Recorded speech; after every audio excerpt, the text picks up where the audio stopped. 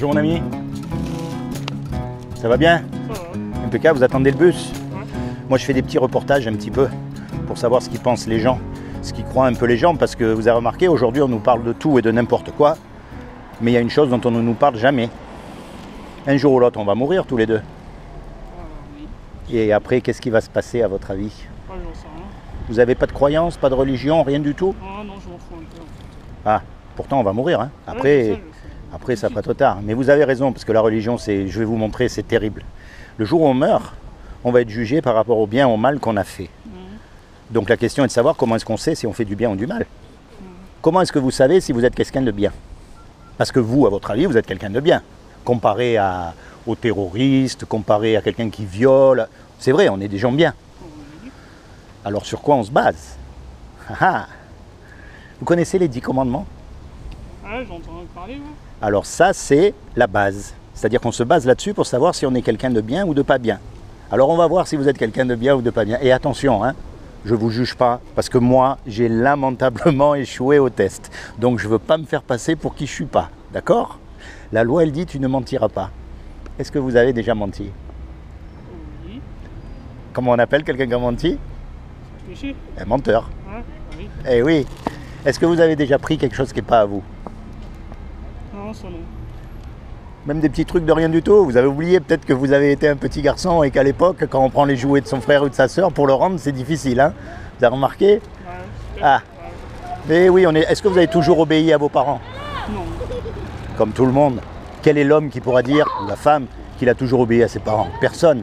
On est d'accord? Qui c'est qui pourra dire qu'il n'a pas menti? Personne. Vous savez pourquoi elle est belle, cette loi? Parce que justement, elle ferme la bouche à tout le monde, et en particulier aux religieux qui se croient mieux que nous. Quel est le religieux qui pourra dire qu'il n'a jamais menti? Personne. Ou qu'il a toujours obéi à ses parents? Personne. On est d'accord? C'est vrai. Donc c'est pour ça qu'elle est belle. Parce qu'en fait, on ne peut pas se juger les uns les autres. On est pareils. Tous. Voyez? Et quand on meurt, eh bien, on va être jugé par rapport à cette loi-là. Et le problème, c'est qu'on a tous cassé la loi. Donc on va tous être déclarés coupables. Et si on est déclaré coupable, on va aller en enfer.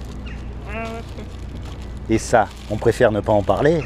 Ça nous chatouille. C'est un sujet qu'on préfère éviter. On préfère parler de football et arrêtez que de parler d'enfer. Non, mais c'est vrai. Surtout que j'y crois pas trop. Mais imagine une chance. Regarde, il y a une chance sur deux.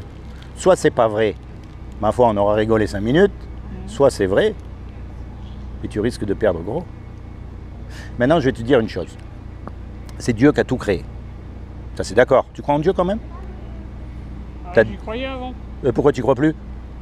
Ah, ça me passait. Non, tu crois plus en la religion. C'est pas pareil. Il faut pas mélanger religion et Dieu. Tu sais, la religion, c'est une caricature de qui est Dieu. Mais Dieu, c'est le créateur de toutes choses.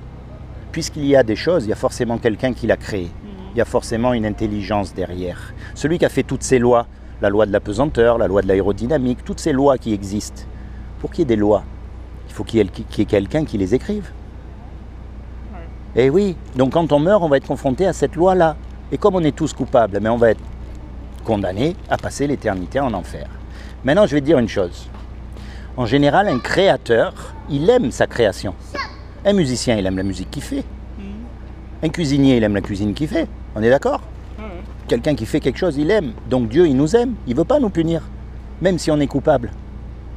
Donc il a fait quelque chose pour que toi et moi, malgré qu'on soit coupable, on puisse éviter justement sa punition. Est-ce que tu sais ce qu'il a fait? C'est le purgatoire, ça? Non. Non, ça fait... Je vais te dire.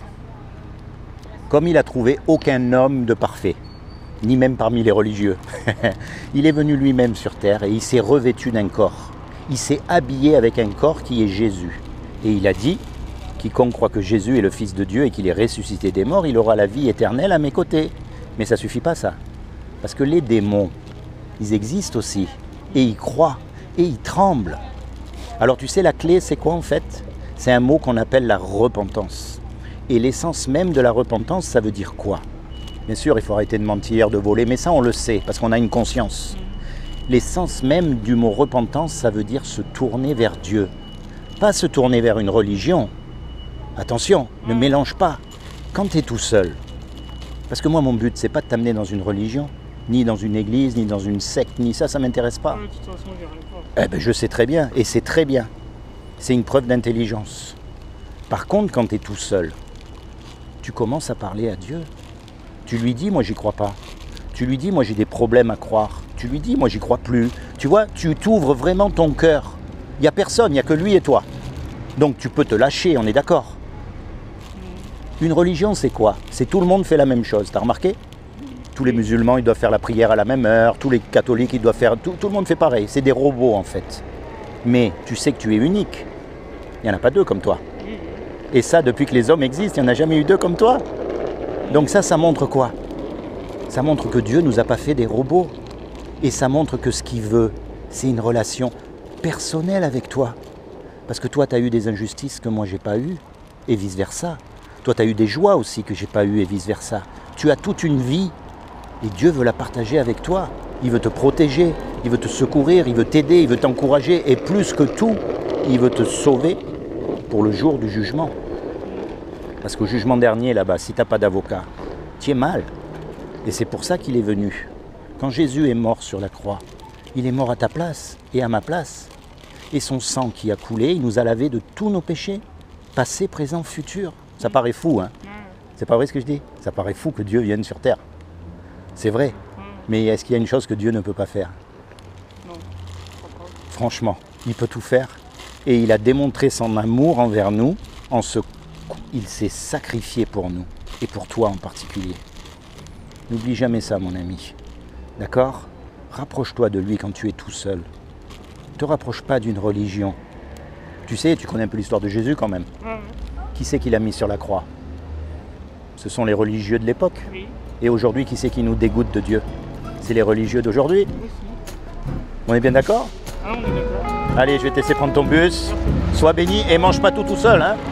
Et laisse-en un peu pour les autres. Hein.